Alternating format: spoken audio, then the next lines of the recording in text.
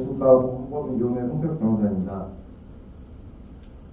일단 저는 잘 아시겠지만 저희 로펌을 포함해서 역시 학부를 서울대학교 의료학과를 졸업하고 그런 서울대학교를 졸업을 한 다음에 2016년부터 지금 변호사로 활동을 시작해서 현재 10년차 변호사로 활동하고 있습니다.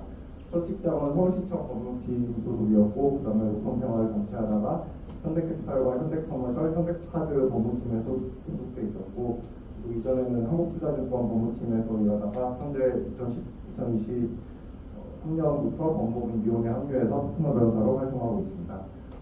오른쪽 아래에 있는 작은 글씨로 되어 있는 것들 제가 이제 자문이나 소송했던 업무를 적은 건데 그런 식으로 제가 계속해서 계약서 업무나 자문을 강조드리는 이유도 이런 경험이 풍부하다는 것을 말씀드리고 싶습니다. 제가 아까도 말씀드렸다시피 계약서 기업자문 소송 업무를 하고 있는데 가장 대표님들께서 관심이 많으실 소송부터 말씀드리겠습니다.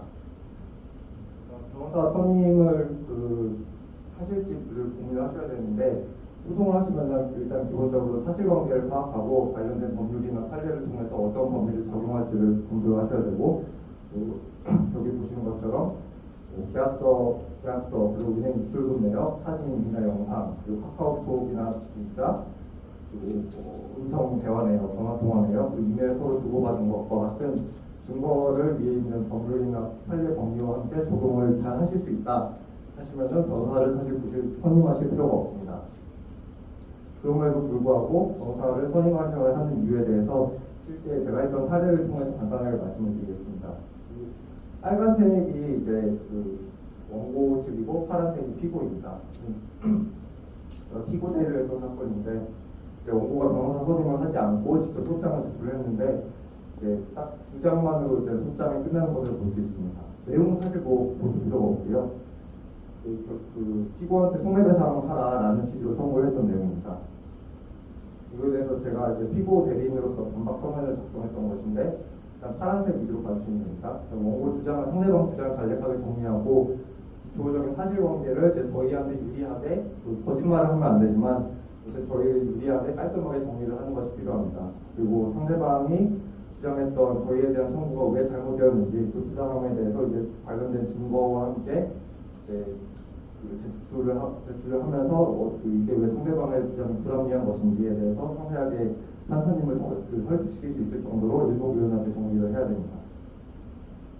제가 이제 서면을 조금 전에 이 서면을 제출했더니 상대방의 반박 서면을 제출했는데 오른쪽에 빨간색 보시면 피고 소송 대리인이 접니다. 피고 소송 대리인은 이 사건 차량 지구공인 제네시스였는데 그 승용 차량 운행해보지 못해서 잘 모르신 것 같다 이러면서 뭐라고 제가 살짝 들켜가지고 그 다음에 좀 더 열심히 이제 다퉜습니다. 그 결과 당연히 제가 이겼으니까 이걸 갖고 왔겠죠. 그래서 주문에 보시면은 원고의 청구를 기억한다. 그 소송 비용은 저희 쪽에서 변호사 선임할 때 지출했던 변호사 비용의 일부까지 패소한 원고가 부담을 해야 됩니다.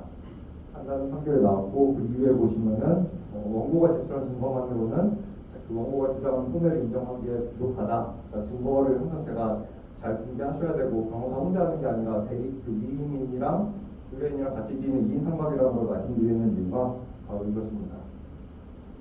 그러니까 이제 명칭을 불문하고 계약서나 합의서, 협약서의 경우에 어떤 식으로 검토를 하는지에 대해서도 실제 사례와 함께 말씀드리겠습니다.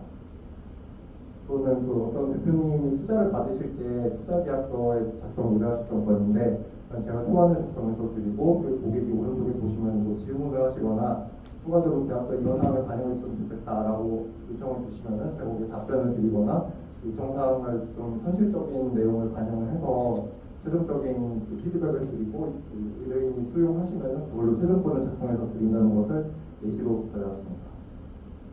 계약서 검토를 언제 변호사에게 의뢰해야 하는지에 대해서도 말씀드릴 텐데 표준계약서가 있으실 때는 사실 대부분의 경우에는 각 업권별로 자주 사용하시는 계약서가 있으실 테니까 그런 경우에 사실 계약서를 굳이 받으실 필요가 없습니다. 다만 이 표준계약서가 있다 하더라도 이게 내가 사용하고 있는 계약서가 아니라 상대방이 만든 표준계약서다 라고 하면은 당연히 상대방에게 모든 점이 유리하게 숨어져 있을 것이기 때문에 그 변호사 검토를 받으실 필요가 있다고 할 수 있고 기존의 대표님들께서 사용하시고 계시던 자신의 그 표준계약서라고 하더라도 소송을 원고 측이든 피고 측이든 일단 뭔가 해석의 여지가 있기 때문에 소송을 하시게 될 테니까 소송을 하시거나 또는 이미 이 계약서 관련해서 분쟁이 있었는데 패소를 하셨다. 또는 그 계약 체결 전에 상대방에게 내 계약서를 드렸더니 상대방이 이런 식으로 수정을 해달라라고 하는데 좀 애매한 것 같다라고 하시면은 변호사한테 그 검토를 의뢰하시는 것이 좋습니다. 그리고 잘 모르는 분야 또는 새로운 상대방과 새로 계약을 체결하실 때 역시 변호사 검토를 받으실 필요가 있다고 할 수 있고, 또 한 개의 딜인데 체결한 계약서가 한 개가 아니라 한 두세 개 또는 많게는 6가지 이상이 되는 경우도 있습니다. 그 당사자가 나와 상대방뿐만이 아니라 한 4~5명 이상이 되는 다자간 계약이 있을 수가 있는데, 이때 역시 걸리는 관계가 굉장히 복잡하고 여러 개의 계약서는 서로 충돌하는 게 없도록 구성하는 것이 중요하기 때문에 이런 복잡한 계약의 경우에도 가급적이면 변호사한테 의뢰를 받으시는 것을 권고드리고 싶습니다. 대전제는 항상 별 문제가 없으면 직접 하셔도 되지만 보통은 안 그러시는 경우가 많기 때문에, 또 이번에는 제가 기업 법률자문이 어떤 식으로 진행되는지에 대해서도 예시로 간단하게 말씀드리겠습니다. 이건 역시 소송 그 서면 쓰는 거랑 비슷한데, 의뢰인께서 처한 상황이랑 그 기비 사항을 간단하게 요약을 하고 그 관련된 법리를 검토한 다음에 유사 사례, 판결이든 아니면 지자체나 광고부에서 작성했던 그 인터넷 같은 것이 있는지를 검토한 다음 그 공권에 대해서 핵심적인 주장에 대해서 검토를 하고, 이제 어떤 주장에 타당한지에 대해서 어떤 식으로 처리하셔야 되는 게 좋을지에 대해서도 저희가 의견을 드리게 됩니다. 최근이긴 한데 이건 같은 경우에는 그 어떤 공사가 했던 지원 사업에 민원이 제기된 건이었는데, 향후 이런 민원이 제기되지 않도록 하려면 어떤 식으로 뭔가 규정을 바꿔야 되는지에 대해서 요청하셔서 관련된 의견을 드린 사례가 있습니다. 검색이긴 한데 뭐 내용은 사실 보실 필요가 없으니까, 변호사나 법무팀을 두는 이유가 리스크 관리 포인트가 있는데, 특히 이제 사후적으로 리스크 관리하는 것은 소송이 제기된 다음에 하는 것이고, 사전에 선제적으로 리스크 관리를 하시는 것이 장기적으로는 소송에서 졌을 때 5천만 원, 1억 원을 지급해야 될 거를 사전에 한 300만 원, 500만 원, 1000만 원으로 막을 수 있기 때문에 선제적 리스크 관리라고 제가 말씀을 드리고 있습니다. 다들 재밌게 더글로 보셨을 것 같은데 명언이 좀 더 많아서 좀 일부만 가져왔습니다. 그리고 왼쪽부터 보시면 우리가 청소년이 말라서 벌써 해약을 고지를 하고 있고, 그리고 운동원 선생님이 현직교사인데 과외를 했죠. 이거 학원법 위반이고, 학교폭력이면 당연히 형사뿐만 아니라 민사도 당연히 들어갑니다. 가해자뿐만 아니라 방관하신 선생님도 운영을 달리하셨지만 이분도 보호 책임이 있기 때문에 손해배상 청구 당연히 할 수 있고요. 학교랑 선생님 상대로. 그리고 저 후명의 어머니께서도 그 자식을 관리할 의무가 있는데 그걸 하지 않았기 때문에 또 사건이 뭐 살인 사건까지 연루가 되잖아요. 이런 경우에는 몇 천만 원에서 1억 원까지 위자료는 충분히 나올 사건입니다. 영원 지속이 우리 전대전시 보면 저 씹어쓰기 라고 하신 분들 이거 이미 도물통법 위반이라고 온갖 것들 다 걸릴 것이고, 감히 내 딸 하도영 딸을 만들어 이것도 침생분해소가 될 거고, 그 선생님 때리면서 식으로 폭행한 거는 형사나 민사도 당연히 걸립니다. 예솔이한테 아빠라고 주장하면서 거의 스토킹이기 때문에 이것도 형법뿐만 아니라 민법도 당연히 걸릴 것이고, 삼전이랑 카카오 사놨어. 이거는 이 정도 주식 삼전이랑 카카오 가지고 이등방이라고 할 수는 없겠지만 항상 공적으로 드리다시피 이등방 사기나 그런 것들이 있으면 저한테 말씀해 주시면 감사하겠습니다. 자, 진짜 드리고 싶은 말씀은 이건데 너무 빨리 끝날 것 같은데, 사실 이 더글로리에서 가장 좋은 명언이 뭐라고 생각하십니까? 이거 맞추시는 분한테 일단 상품 하나 무조건 확정하겠습니다. 네, 변호사님 빼고. 변호사님 제외하고 다른 분들 중에 5초 안에 하겠습니다. 네?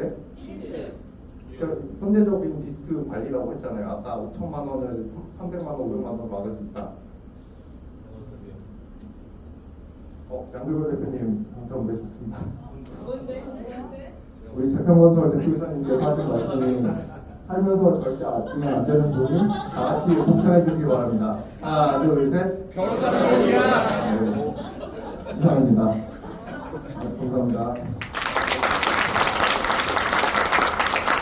있는 시간이 별로 안 남아가지고 혹시 궁금하신 게 있으시면 따로 말씀 주시면 홍익과 답변드리겠습니다. 감사합니다.